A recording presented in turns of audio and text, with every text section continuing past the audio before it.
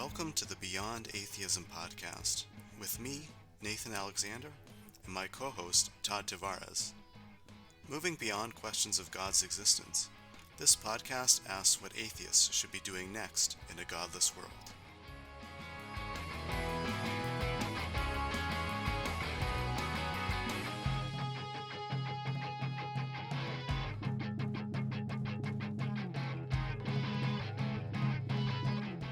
The declining importance of religion is having profound implications across Western societies. To learn more about why this change is happening and what it means, we're joined by Phil Zuckerman. He's a professor of sociology at Pitzer College in Claremont, California, where he founded the first secular studies program. Additionally, he is the author of several books, including What It Means to Be Moral, The Nonreligious, Living the Secular Life, Faith No More, and Society Without God. Phil, welcome to Beyond Atheism. Oh, thank you so much. Glad to be a guest. Honored. Yeah, I'm glad you found time between writing all these books. Yes, I try to. I'm trying. You bet. Yeah, I got a new one I'm working on with Isabella Castlestrand and Ryan Cragen. That's almost done, so that'll be out hopefully next year. Oh, nice. Yeah, you'll have to come back on next year. But Yes. before you come back, let's start today. Nathan, you have an easy question. Where do you want to start? Yeah, this is a simple one, softball question, although it's, to some people, maybe it's controversial. Is secularization happening? Oh, absolutely. And to anyone who thinks that's controversial, they're either an ideologue or something's wrong, or they haven't familiarized themselves with the data, or all three. Yeah, I mean, there's just no question about it. There was basically, how can I say this? Okay, how about this? About 100 years ago or so, some early social scientists predicted the imminent end of religion in very simplistic terms. Durkheim threw out a few sentences in his entire corpus. Weber threw out a few sentences in his entire corpus. Marx hardly, a few here and there. It was not a coherent, cogent, formulated social scientific theory. It was just simply religion's on the way out, and that was sort of taken for granted for a while. Up through certainly in the 50s, it was taken for granted, 60s, 70s, and then some people, religious people, Andrew Greeley, who was a priest, Robert Bella, who I believe was a believer, although I'm not sure about that, started to, I think, appropriately critique those initial proclamations as either unscientific or with lacking data or whatnot. And then this blowhard Rodney Stark, who's basically like a Stalinist in sheep's clothing, he just went crazy saying, and he presented himself as an empiricist. He presented himself as a data guy. He presented himself as a clear thinker. And he said, there's no secularization at all. Not at all. The world's more religious than ever. And he got a lot of people excited. People were like, yeah, this guy knows what he's talking about. And now he started about 30 years ago. We've got the data. We've got international data. We've got, country by country data. And basically, all the major premises of classical secularization theory are holding true. When societies become wealthier, more democratic, more egalitarian, more industrialized, when life is better for more people, they have more existential security, all aspects of religion, belief, behavior, and belonging tend to go down. So while that's definitely happening, and in our forthcoming book, we present all the data. So one of the things that we've talked about on Beyond Atheism before about secularization was either the sort of coercive types. Oh, like yeah. the Soviet Union. Yeah. Or these like historic oddballs like the Pacific Northwest and British Columbia. Okay. Where they like that was treated as like it's something special. And that was back in the 50s where it was highly secular. Right. But you're talking about something that's very generalizable. Yeah. What are the so this is this happening everywhere? And when we talk about secularization, what are we talking about? What are the big changes? Oh, yeah, you got it. Okay, thanks. I love talking about this stuff. Okay, like with anything, you have to define your terms. What do you mean by religion? What do you mean by secularization? And so on and so forth. So when I'm talking about are the three B's, belief, behavior, and belonging, because these are operationalizable, they're studyable, they're observable, or at least two of the three B's are. So belief in supernatural beings or gods or goddesses or realms or nether regions or demons or angels, that's belief, religious belief. Belonging, people identifying with a religious tradition. Yes, I am a Catholic. Yes, I'm a Lutheran. Yes, I'm Jewish. Yes, I'm Muslim, blah, blah, blah. And then behavior, the things that people actually do in relation to those beliefs and those identities. So, do they attend church? Do they do body modification? Do they baptize? Do they pray? Do they study the Bible? Do they slit their foreheads? Like, what are they doing? Fasting, feasting. So those are the three levels: belief, behavior, and belonging. And you can measure those. You can ask people about their beliefs, the strength of their beliefs, if they have them or not. You can ask them about their behaviors and how they identify their belonging. So there is simply no theory of secularization that I'm aware of that says it will happen through the barrel of a gun. In other words, I don't know of any social scientist who's like, yes, if a despotic, corrupt dictatorship takes over a nation and bulldozes churches and blows up mosques and burns Bibles and makes it a capital crime to be religious, religion will die. I've never read that. I don't know that anywhere, right? But that has happened. We have had dictatorships, atheistic regimes, horrific human rights violators, genocidal maniacs like Stalin and Pol Pot and Mao, who have gone in and tried to eradicate religion through the bayonet and a torture chamber. I don't think it works in the long term. Maybe you'll see, yeah, sure, people will stop going to church because they don't want their kids to get shot. But once those regimes go away, you'll see a resurgence of religion. So we see exactly that happening in many of the former Soviet Union states, for example. Now, what classical sociological theorists argue is that there are certain independent variables, for lack of a better word, like certain things that if they occur in any society, whether it's Uruguay or South Korea or the Czech Republic, if any of these things happen, you're going to see declines in religion. And these are things like increased education in the population, better life expectancy. When life becomes more secure, people have access to food, shelter, life is more stable, existentially stable. When there's democracy and people feel a sense of peace in their societies, when there are more women working in the paid labor force, when there's greater distribution of foods and services so that more people have access to the things they need, healthcare, food, housing. When those things kick in, you will see religions start to decline. And so it's not just in the Pacific Northwest. First of all, it is throughout Europe, but even places like Ireland and Poland that used to be held up as great exceptions. It's happening now in the United States. The United States has secularized more rapidly in the last 30 years than any other industrialized nation. It's happening in South America. It's happening all over Asia.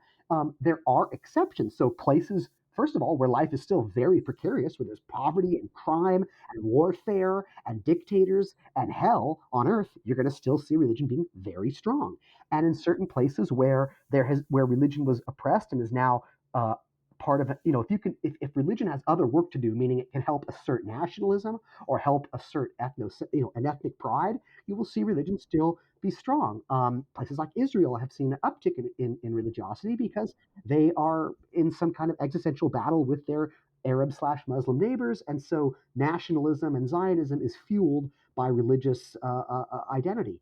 And conversely, so that's, I don't know. That's my take on secularization in a nutshell. I can throw out some statistics if you want, and if you want to ask about any particular societies, I'm happy to address those. But it's very important, to distinguish between organic and coercive. Coercive is that kind of forced, top down dictatorship attempt to eradicate religion. It's heinous, it's disgusting, it's immoral, and it's deadly. But organic secularization is what you see in Norway, in Uruguay, in the Czech Republic, in Scotland. It's what you see in British Columbia. It's what you see when, people just stop caring. They're not So threatened, it's they just stop caring. yeah, it's not just an outgrowth of what we would think of as economic development. It's particular types of economic development. I think economic development is simply one of the factors, but the data points to what Norris and Engelhardt, they wrote a book called The Sacred and the Secular, and Englehart's just come out with another one before he died called, I think, The Decline of Religion. I have to double check that. But these are empirical, data-rich analyses that say it's not just wealth coming to a nation. Swaziland's got a lot of wealth. It's just held by the dictator there. The United States has a lot of wealth. It's just held by the 1%. So it's not just basic like, oh, a society gets rich and suddenly religion disappears. However, if that wealth is more even, it doesn't have to be completely evenly distributed. I mean, it doesn't have to be Denmark, which has the best levels of equality in terms of a Gini coefficient. But it doesn't have to be that. It's just if that money is invested in things like healthcare, education, elder care, child care. So if the infrastructure benefits from that wealth and that economic development, and you see this in places like South Korea. South Korea used to be one of the poorest nations on the earth, and in about 75 years, they entered the top 20 most wealthiest nations, and their religiosity has subsequently plummeted. Like, more than fewer than 50% of the population even believes in God anymore there. And again, but again, they also have these other things. They have free healthcare, free education. I mean, they have other problems too. Don't get me wrong. These places aren't like, it's not like they're all wonderful and full of balloons and popsicles. But yeah, it's economic development, but it's a certain kind of economic development. Yeah, and Korea also, I mean, to kind of back that point, one of the things instead of a public provision safety net, they still rely heavily on networks. So a lot of Mm, churches are used for networking purposes. So there's a mhm. lot of instrumentality in the religion that is there. There's no question that the Christianity in South Korea was part of a broader kind of cultural transformation, looking to the West for kind of success, a certain Western capitalist notion of success. And so you have a lot of successful mega churches in South Korea. Christianity's done really well, but it's still a minority. It's still only about 30% of South Korea. Like, if you live in the States, most South Koreans you meet are Christian. But so you get this idea that, oh, everybody's Christian in South Korea. It's only about 30%. I wanted to ask about the future of secularization. Do you think we're going to reach a sort of plateau on that, or do you think religion is just going to continue to decline? I don't. It's very hard for me to imagine religion disappearing ever.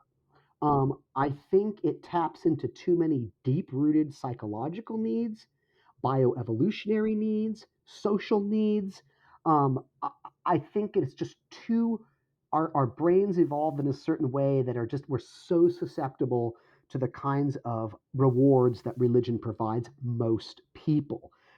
There's also, it's not just our brains. There's a social element. There's a identity element. I just think, and I could enumerate on this, but I just think there's so many needs that religion fulfills for so many people. So it's very hard for me to imagine it going away entirely anywhere. I do see it becoming marginalized. I do see it minimalizing. I do see it becoming more fringe. In places like Scandinavia, Czech Republic, China, although China's tough because they still have a bloody dictatorship in place that persecutes religion. In places like, I'm thinking of places like Scotland, the Netherlands, where religion just becomes a little bit quaint, Yeah, a right. little bit Yes. a little bit Mm. unimportant. Hmm. It doesn't have the social significance. No one is turning to religion to make great major decisions in society. However, it's too tricky.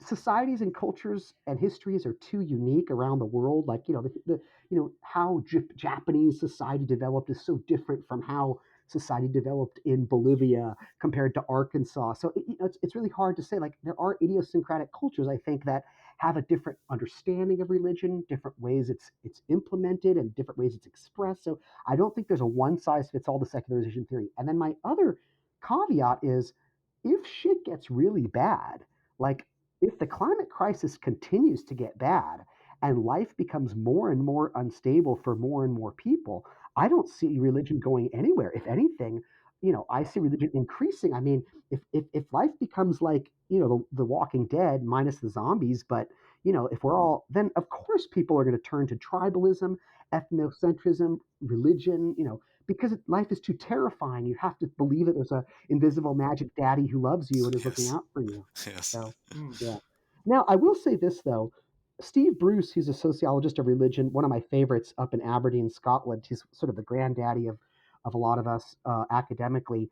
He once said that the end stop of true secularization is not a sort of self-conscious and active atheism, but a benign indifference or an indifference to Mm. religion. Hmm. And Yes. what he meant by, and I saw that when I lived for 2 years in Scandinavia, No one was anti-religion. If anything, they kind of thought religion was, like I said, Yeah, quaint. They were like, right. oh, it's Yes. Yeah. nice. Yes. And in fact, and they even, I remember this is kind of, I don't, this is not a very nice thing to say, but I'm just going to say it because it was said, and I don't want to pretend it wasn't said. Mm. I had several people tell me that critiquing religion was like picking on the fat kid in school. Yeah. They just said, Yeah. like, why do that? He doesn't have any Yeah. friends anyway. He feels Mhm. badly about himself. He's a nice kid. Why pick on him? So that the point there was they saw religion as that, as a kind of nobody likes it. He doesn't do any harm, but but he's totally has no friends. And so they were, not actively anti-religious. We're here in the United States when religion is so strong politically and so dangerous we have to engage with it in a very activist way, which tells you that religion is still mighty in the United States. But if religion really becomes diluted, marginal, and kind of minimal, I think you're going to just see more indifference to religion. Right. Yeah. No one complains about Zeus anymore. He was such a jerk too. No, there's so much we could complain about, but yeah, I it's just know. not a factor in our lives. When those beliefs start to go away, how does this affect practices and behavior? And specifically, I'm thinking about the piece you wrote for Salon, in which you wrote that atheists and agnostics, that far end of secular people, are more moral. Yeah. How does secularism impact public morals? So again, you kind of have to define what you mean by moral, and my understanding is moral is an adjective, right? You can describe a person as moral, you can describe a fairy tale as having a moral, or you can describe, like usually we use it as a descriptor. So all descriptors are context specific, right? If you call someone smart, it's like, well, what does that mean? Like, like a person can be smart if they know how to survive in the Amazon rainforest, or they can be smart Yeah. if they Right. know how to solve a Rubik's cube. Yes. Like, Right. what Yeah. does beautiful mean? What is These are all context specific. All adjectives are, even tall. What does tall mean? It has to have a context. So to me, moral simply means, intentions or actions that seek to alleviate suffering, increase justice, increase fairness, increase equality, and limit unwanted pain and misery. So that's how I'm using it. Like, you're free to use it a different way. Like, I'm not here like, so by that standard, decrease unwanted suffering, increase fairness and justice, and well-being. I would argue that there's multiple levels here.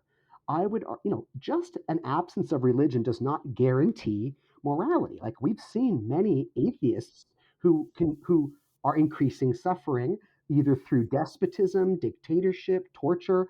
The recent past president of American Atheists, a guy named Right. David Yes. Yeah. Silverberg or Silverman. Yeah. Silverman, Yeah. Yeah. is currently championing, sedition in the United States. I mean, he's championing gun-toting, abortion-denying, gay rights hating, racist, rebels who seek to overthrow the U.S. government, and he's an atheist. So, he's in bed with the most heinous of theists, right? Because it aligns with his political views, and he's causing suffering. It's not just that I disagree with him; he's actively causing suffering to people, particularly around the issue of climate change, right? By denying climate change, we're causing direct suffering to humans and other sentient beings. I know David probably doesn't even care about other sentient beings, but anyway, a lot of people don't. Right? Okay, so that said, I don't know that for a fact. Maybe he's like Hitler and he's a vegetarian. What do I know? So the point is that, however, when you look at the data in terms of who identifies how, right now, in much of the world, if you pick topics that relate to morality, like, do you care and understand about climate change, or do you think it's a hoax? Do you want to get vaccinated, or do you think vaccines are an implant of the US government? Are you for sane gun regulations, or do you want everybody to own a AK 47? Do you believe in the death penalty, or do you take a more merciful, humane approach to that? Do you believe in corporal punishment of children? Do you believe women have the right to the autonomy over their own reproductive organs? Do you believe that gays and lesbians have a right to marry who they want and who they love? All these issues that I believe relate to. Do you believe in the governmental use of torture? Do you believe in the governmental use of solitary confinement? Do you want to provide universal health care for everyone, regardless of their ability to pay? What you find is that the more self-identified atheists, agnostics, and humanists take the more moral positions on all of these issues here in the United States, also in Europe, I'm not as familiar with data elsewhere, then the more religious. And again, and the moderately religious, your average moderate religious believer is right there with the secular folks. But if you compare the ends of these spectrums, the hardcore, self-described, self-aware atheists, agnostics, and humanists versus the Bible thumper, Quran thumper, those folks, the more religious are supporting the more immoral, the more militaristic, they're more tribalistic, they're more nationalistic, they're more homophobic, they're more sexist, they're more racist, they're more denier of climate change, they're anti-maskers and anti-vaxxers. Okay, so there's that level. Then you can also, I'll just end this diatribe here.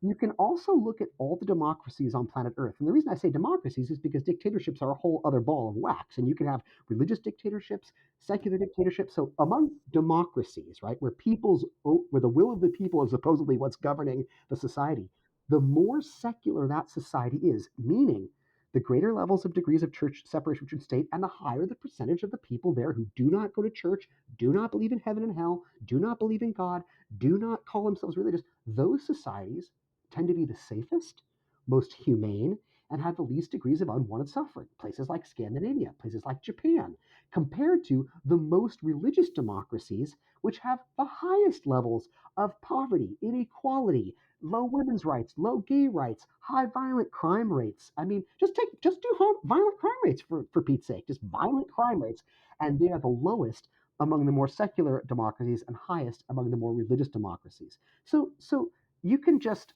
take that for what you will. So my argument is, and there's philosophical reasons that I think theism is detrimental to a healthy moral orientation. I think it inhibits a healthy moral orientation. I think it's moral outsourcing and so on and so forth. But you don't even need the philosophy. You can just look at the data.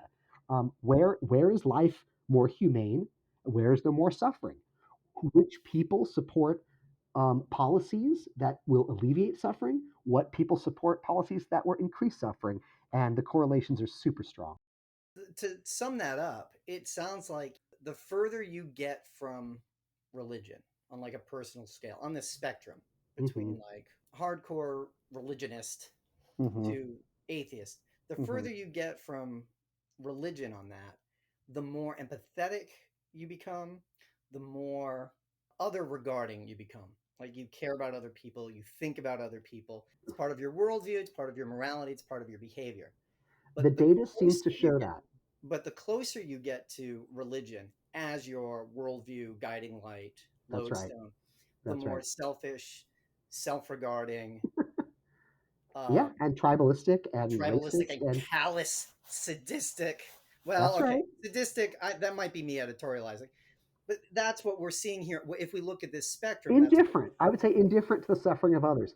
And remember, these are just correlations, so it's not absolute, right? There are some completely callous and indifferent atheists, and there are some completely compassionate and empathetic devout religious people. And it's not that religious people don't do a ton of good. They do. They do. They help when there's mudslides. They populate food banks. They volunteer. They go to places like Haiti and they help out. Like there are many religious people who are actively trying to alleviate the suffering of others. So it's not just this absolute, like I don't want atheists and agnostics to take this smug position of like, Right. oh, we're the only ones doing good. Yeah. But on average, that's all it is. All we deal in social sciences is with correlations, averages, patterns, and there's always exceptions. But on average, depending on the issue, yes, the more fundamentalistically religious you are, in other words, you think the Bible is the literal word of God, you think God actively answers prayers, pray constantly, you tend to be more indifferent to the sufferings of others, more in-group oriented, less empathetic, less tolerant of others, and the more secular you are, and the less likely you are to believe in God, the more universalistic you are in orientation, the more empathetic and compassionate you are, and the less individualistic you are in terms of the in-group, out-group. So those are the correlations. Yeah, people can put that in their bong and do what they will with it, but it's the reality. Well, where exactly do secular people like get their morality from? I mean, Yeah, I guess it's a it's great like question. for religious people, maybe it's a bit more simple in that Hmm. their morality is inculcated in church or Sunday school or whatever. Hmm. What about for secular people? Like, how do they sort of transmit that? I guess sort of, to their kids or whatever. Right. Yeah, so again, when we mean by morality, we mean, that which alleviates suffering, uh, expresses compassion and empathy, doesn't harm others who don't want it, fights for justice and fairness in society, et cetera, et cetera, et cetera. So the fact is, everybody, religious and secular, gets their morality in the same way. It's just, are you self-deluded about it or not? The religious are Yes. self-deluded. The Right. religious they think their morality comes from the Bible or from going to church. It doesn't. It comes from something much deeper than that. It predates the establishment of the written religions, and it goes like this: we get our morality from the following areas. First of all, the kinds of evolved brains we have. We have socially evolved brains that allow for us to understand what someone else is experiencing. It allows for us to understand what someone else's emotional state is. So without that socially evolved brain, we wouldn't be who we are today. So all social primates have this. We have it to a very high degree. Some people call it theory of mind, but it's simply the ability to understand when someone else is suffering and what we can do to ease that suffering.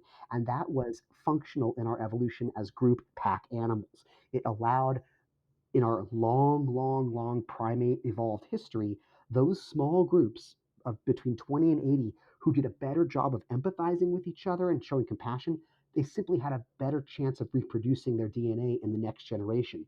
Those groups that were full of callous, indifferent people died out, petered out. They didn't reproduce themselves. So we have socially evolved brains that allow for empathy and compassion and altruism. Number two, we get it from the immediate people, often our mother, the immediate caregiver who keeps us alive from 0 to 2, because we develop a relationship with that person and we experience what it means to be cared for. We experience what it feels to have needs met, dire needs like hunger and cold. As we get older, we observe unconsciously how people are behaving around us. It's called socialization, and we internalize the norms and values of those around us unconsciously. We're not even aware we're doing it.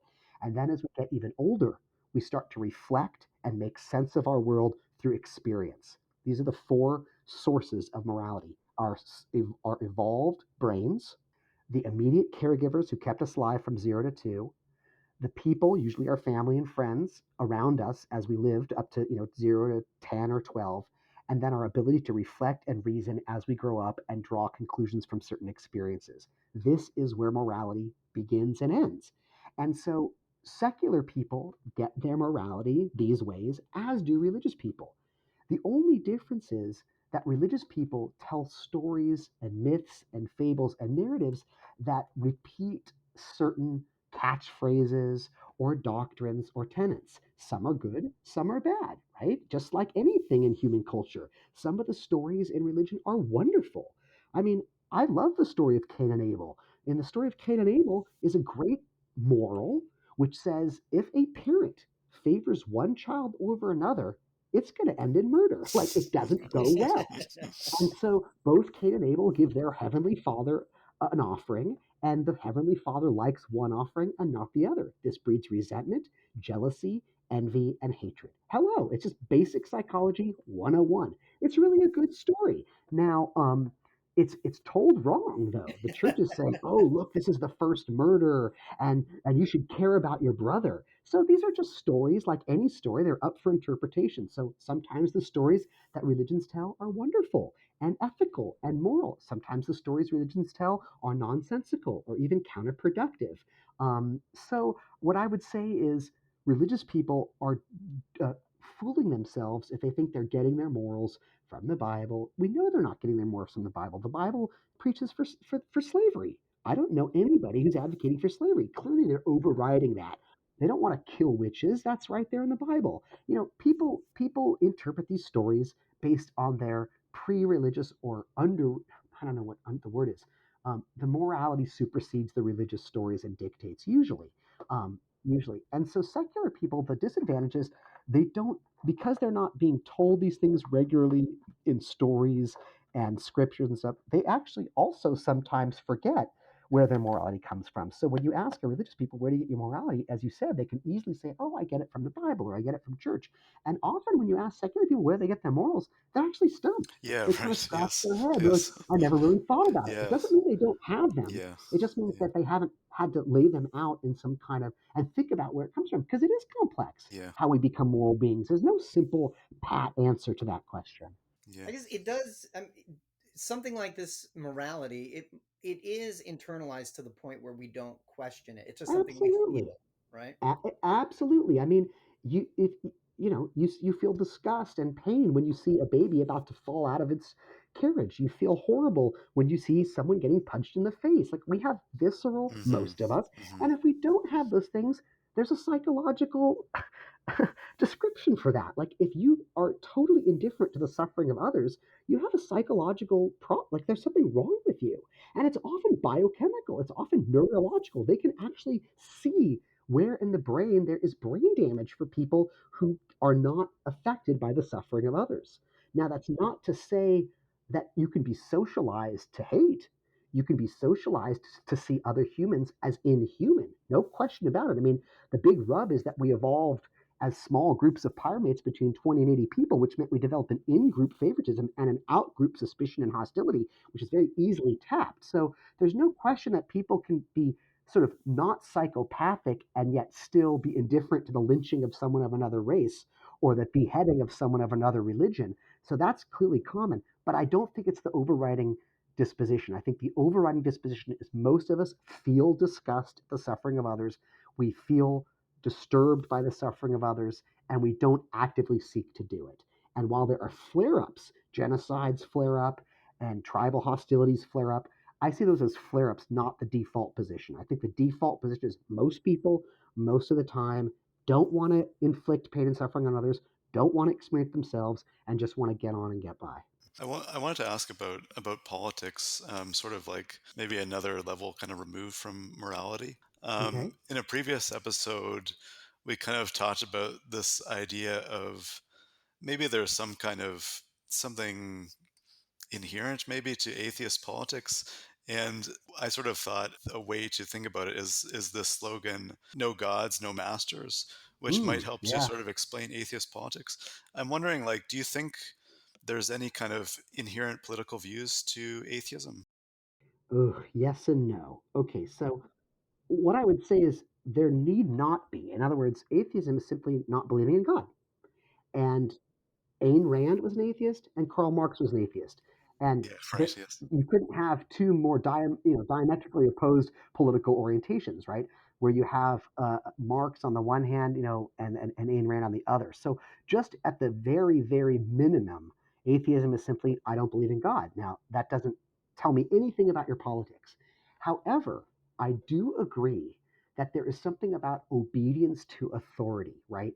So highly religious people score very high on measures of obedience to authority. So I'll just give you one example.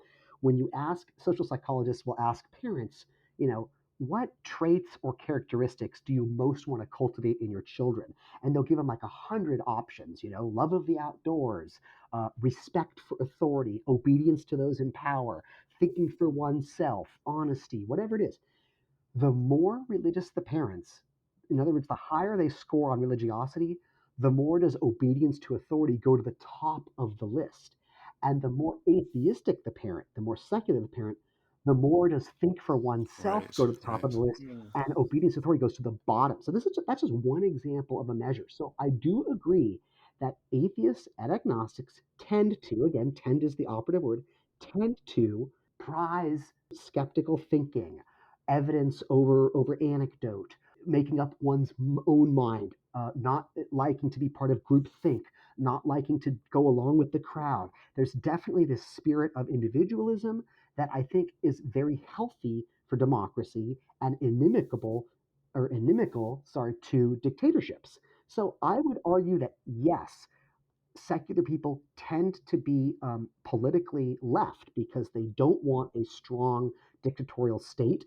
They want more democracy. They believe in individual rights. They believe in human rights to a greater degree. Now, again, there's always exceptions, and things are getting so wacky right now politically where, It used to be that people like on the left, like anarchists, like Emma Goldman, were advocating free speech, and right wing zealots were stomping out free speech. Today, you have a lot of people on the left who are trying to limit free speech, and you have these right wing shitheads advocating for Mm, free speech. Yes. So it's mhm. it's getting a little messy now. Yeah. But I would say that. But I would say, and again, there's the sort of philosophy or just the sociological reality. The sociological reality is in every society that's democratic, the more secular you are, the more left leaning and progressive are your politics, and the more religious you are, or the more right leaning and nationalistic and authoritarian are your politics, with very few exceptions. And Phil, I think from your description of how human morality is built versus how it's instructed in religion, I think that comes across there, Mm-hmm, where what you talk about in how our morality is informed in our mm-hmm, lives, how it's like how we interact with people, who we're around, how they treat one another, what we see when people are treated this way. mm-hmm, That sounds like a very non-hierarchical, almost mm-hmm, anarchistic, mm-hmm. or almost apolitical. Whereas when we talk about religious instruction, getting it from the book, having a pastor Exactly, interpret it, having someone exactly. tell us what it means and how That's to behave. exactly right. And that's why it's more. That's why I call it moral outsourcing. If you're letting someone else tell you how to live, whether that someone else is a drill sergeant, a pastor, a politician, or a magical invisible deity, you are saying, I do not, I'm giving up my conscience, my ability to, are my actions causing harm or aren't they? Who is benefiting? It's just simply following orders. And we know that following orders is an abdication of moral reasoning, moral agency, and it's not a defense. That's what the Nuremberg trials told us. We said, no, you can't just say I was following orders. That's not an acceptable excuse anymore. But at the end of the day, religious morality at the end of the day is reduced to I'm just following rules. It is an abdication. It's an amorality. It's a or worse. And the thing is, what I thought of what you were talking about is like a secular person is more likely to say, well, why is this the law? They're not going to say, well, the law is the law. They're going to say, well, why?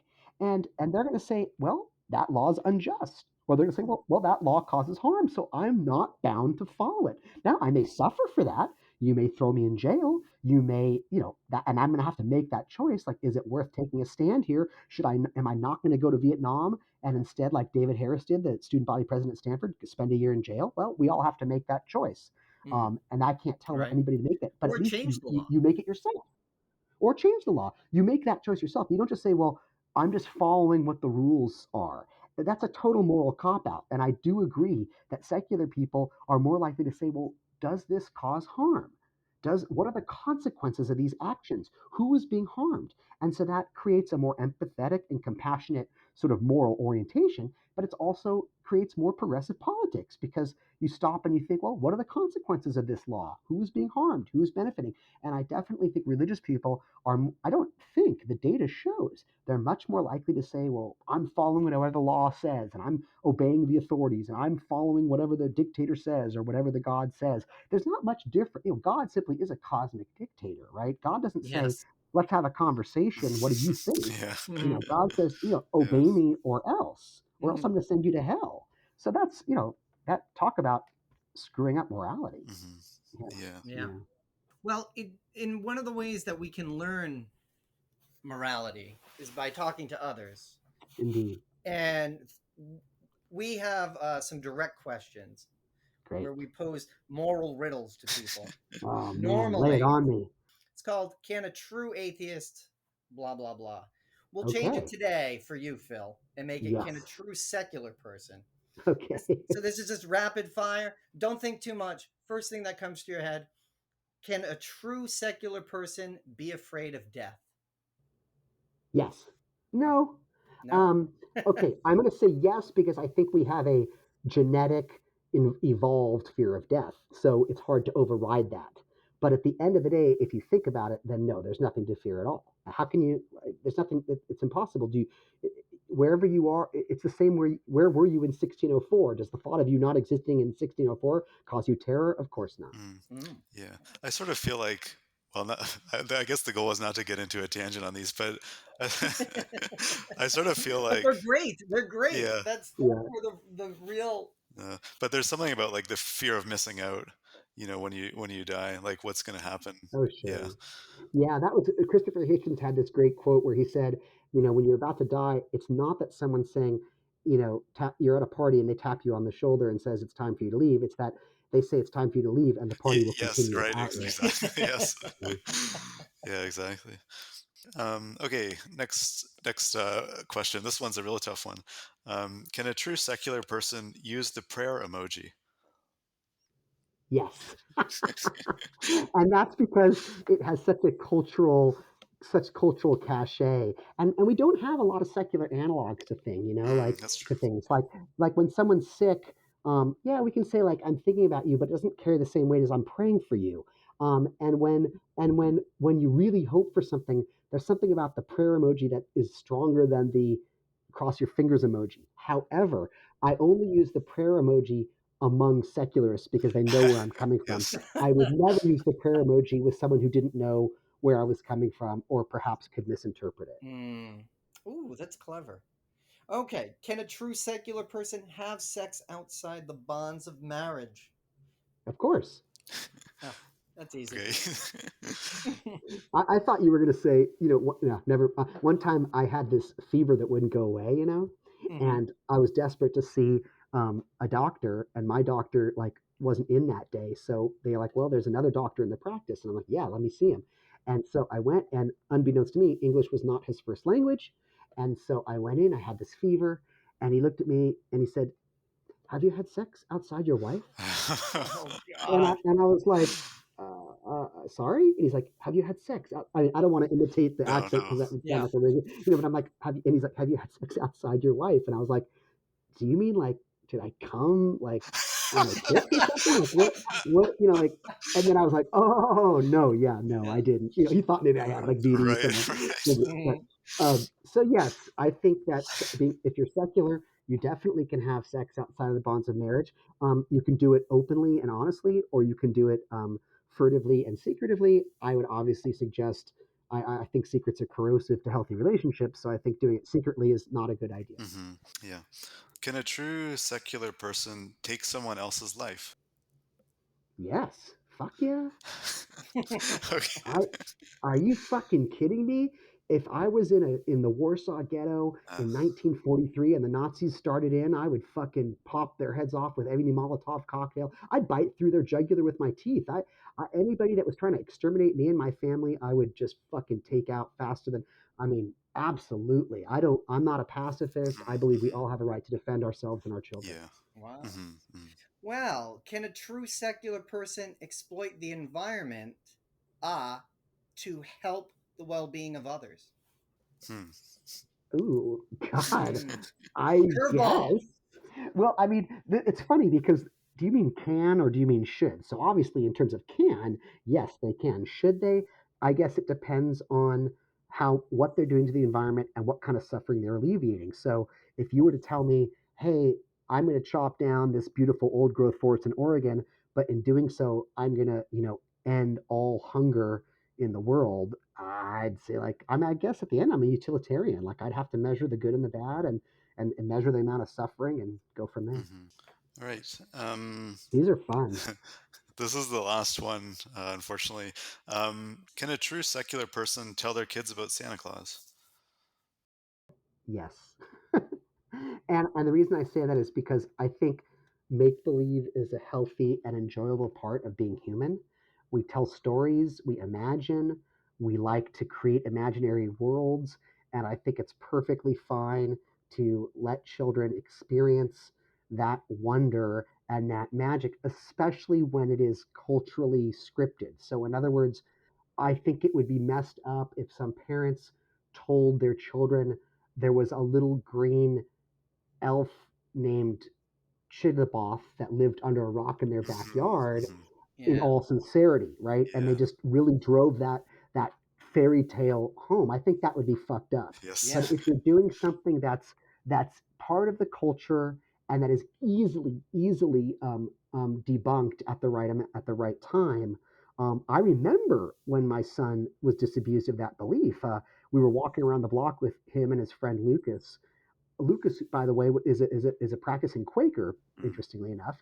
And they Wow. were walking around the block. I don't remember exactly what grade they were in. I have three kids. I stopped paying attention to those kind of things. But he was young enough, to believe in Santa Claus, and they hashed it out. And Lucas was like, August. My son's name is August. He's like, how could Santa Claus deliver presents to every house on the same night? Think about it. And August is like, yeah, but my grandparents and Lucas just kept saying, think about it. And then August says, and I'm like, I'm behind him with the dog. And August kept saying things, and Lucas just kept saying, think about it. And by the end of the walk, August was like, you're right.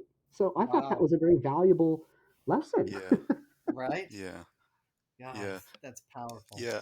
I do Yeah. feel like there's definitely some like analogy with the way people mm, lose their belief in Santa Claus or whatever, and the way they lose their belief in Oh, God. yeah. Yeah, And what's weird is like sometimes I meet atheists and secularists in certain circles who say like don't teach your kids these things because you're just yeah, priming right, them. right, And I right. think it always strikes me as like, are you that insecure? Like you think your kid is gonna like believe in Joseph Smith just because like, I just find that like it almost suggests an insecurity on your part. I'm like, Yeah, wow, right. you're that scared that your kids first of all, you know, who gives a shit if your kid's a good person and they believe in God? What Yeah, do you yeah, care? Yeah. And second of all, it just strikes me as like really insecure. Like, come on, man, don't And you have know? you ever met an adult who still believes in right. Santa Claus? Yeah, Right? Like everybody figures it out at some point. yeah, Right? yeah.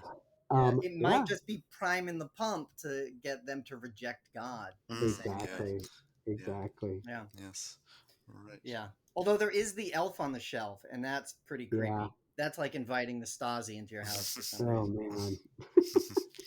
Phil, you're so well measured. It's and Oh, so thoughtful and clear that I mean, you thank you. those answers just blew my Oh, mind. Everything thank was you so so spot. much. It's supposed to be tricky, but Thank no, you for it's this. all so clear and well reasoned. And just like everything else you brought to us today, this has been an absolutely fantastic talk. Oh, Um, my I, pleasure. My I'm, pleasure. Thank you so I'm much. Will you let me know when it goes live or whatever? absolutely. We'd love to. We definitely will. Is there anything else you want to plug? Any books? Do you have a book out Um, or any articles upcoming that we should be looking for? The only thing I would say is there's a new edition of Society Without God. It's expanded, updated, and revised. So a lot of people like that book, but it came out 10 years ago. So there's a new revised, updated, and expanded version. Otherwise, no, I'm good. Thanks so much. Okay, that was Phil. That was a lot of fun talking with him. Todd, what were some of your takeaways? One of the things that came up is this sounds like the secularism religious authority divide or like conflict or that tension between these sort of worldviews is a lot more sort of powerful, a lot more of its own thing than we kind of expected. Or at least that's what it sounds like to me.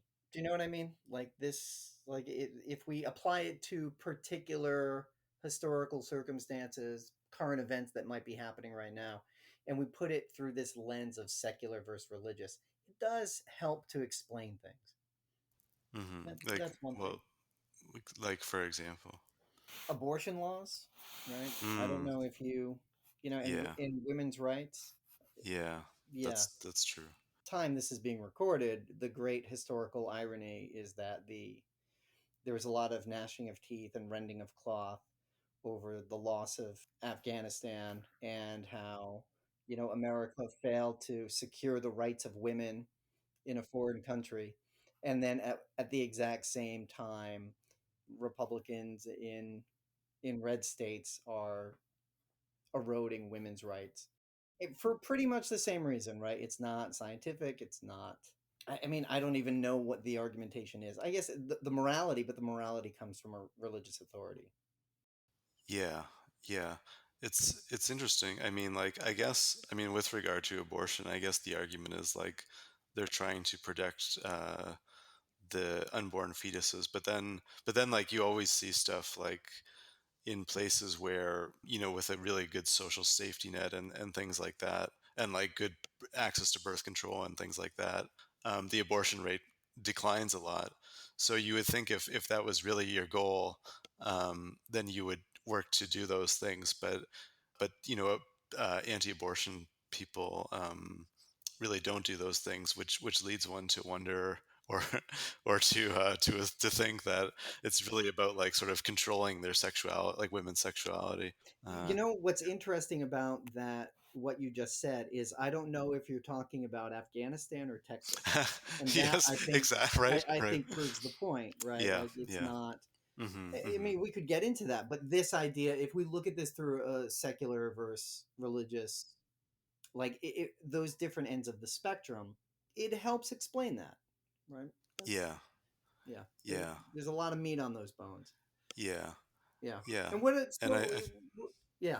Please continue. What are some no, takeaways just for you? I mean, just like the issue about morality, and even like the issue of like, doing harm or whatever. I mean, I think like, on so many issues, it seems as though secular people are on, what we would say is the more moral side of the argument. I think an interesting thing is just that is how succinct he was in terms of his discussion of the roots of our morality. It was super, super clear that there's sort of a range of kind of evolutionary roots of morality, but then also sort of socialization and so on. So I think that was really good. Yeah, totally. And I mean, the way he discusses that moral construction is, these sort of the network effects as they are, right? How socialization does it. Like that's a very diffuse form of power where you learn by seeing how other people behave. And that like there's no central locus for power. And if you look at it on a spectrum and you wonder why these progressive people who want freedom, right, freedom from religion feel this way, it makes total sense, right? That you have a worldview that says this is how we know what's right and wrong. It's how we treat one another. It's how we're taught. It's how we this lived experience that informs us and allows us to create these rules that we impose on ourselves. That's where morality comes from, as opposed to people who say no, someone needs to tell us what to do, and that Yeah, we don't want to be part of just being dictated to by yeah. some sky tyrant. Hmm. I think so much of it is bound up in this question about authority, and where, yeah, like is it us who kind of shapes our morality, or is it something above us? I mean, in this like imagined hierarchy or something. And yeah, it's really interesting. And one thing that was lacking is I noticed he used correlation a lot. Yeah, that's true. Right. Yes. So it's like these things are related to one another. We're not sure how. The way like murders and ice cream are related. They go up in the summer, they go down in the winter, right? Yeah, right. um, there might be something different actually causing this. But what it led to, I mean, back in the beginning, is he talked about like different forms of political development and economic development. And if we want, and I think if we want to move beyond just atheism, we want a secular world. We want freedom from religious authorities, from their dictatorship. What we need to do is advocate and get these particular forms of development. And like having secular studies actually go and like investigate like what are the things that are related to a secular society is incredibly meaningful and incredibly powerful for us moving forward and creating the world that we want to live in. So I mean that's I'm going to have to check out some of his books. It's going to be a great resource. We'll put links in the description below for that. Nathan, anything else you want to? Yeah, and it sort of ties in with the bonus segment, which is Of course, for uh, we'll check for it for out. pa- patrons of our Patreon page. Yeah, just that like this issue about is secularization, is it the product of something else, or is it itself causing things, or yeah, is it caused, or is it? Oh I mean, yeah, right. but I think. Yeah, does it have the agency? Does it have Mhm. causation? Nathan, maybe you should explain how Patreon works. How Uh, how can people get access to these bonus segments? Go on our Patreon page, and then you can subscribe to get access to the bonus. It's $5 a month, and then you get access to the bonus stuff. And yeah, there's other tiers as well where you get different stuff. So yeah, we definitely. And it just gets better and better. Yeah, it was. Yeah, yeah, exactly. Yeah, so we definitely appreciate that. And yeah, if you're enjoying the show. Anything else coming up, Nathan? Yeah, one other thing I wanted to mention, on September 15th, which is coming up really soon, there's a virtual book launch for this Cambridge History of Atheism. So it should be cool. Oh, I've got a chapter in that book as well, I should say. Uh, Oh, fantastic. yeah. Um, Yes. I'm not going to be speaking at it. Oh, but actually, I should say Victoria Smolkin, who was on a previous episode, she's going to be one of the speakers. So yeah, so we'll put the link there in the description. Let's say, oh, big thanks to Red Japan. Complaints, problems, as always, send those to Nath G. Alexander on Mm, the on twits. Twitter, yes. Yep. Yeah, And I think, other than that, just thank you guys for listening. Like and subscribe. Smash the button. Pull the string. Do they kick the dog? Is that how it works? not recommended. Not recommend. Don't kick the dog. No. And yeah, we'll see you Right. next time.